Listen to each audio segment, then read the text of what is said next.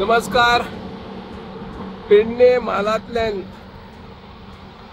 उगवे पोरसकडे न्हंयच्या वाठारात तेरेखोल नदीच्या देगेक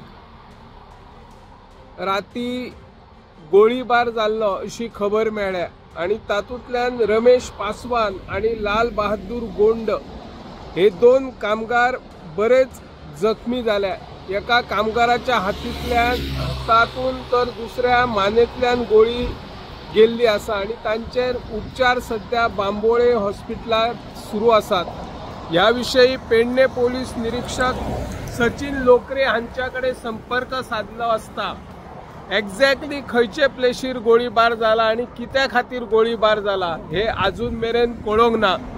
जो मेरेन जे जखमी दोन कामगार बांबोळे हॉस्पिटलांत उपचार सुरू आसात एकातल्या जी गोळी लागलेली ती गोळी काढलेली आसा त्या उपरांत तो स्टेटमेंट दितलो। त्या उपरांत नक्की कित्या खातीर आणि कोणी गोळीबार केलो हाचो उलगडो जावपाची शक्यताय आसा। पेडणे पोलीस तपास करीत आसा।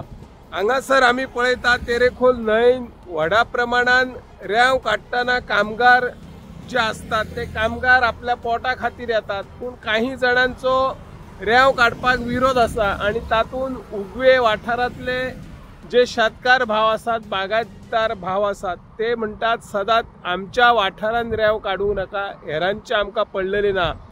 पूण हो गोळीबार जाला तो रेंव काडपाच्या हेतूंतल्यान जाला की आनी कित्या खातीर जाला की हे कामगार आनी खंय वयताले हो शोध सध्या पोलीस घेत आसा।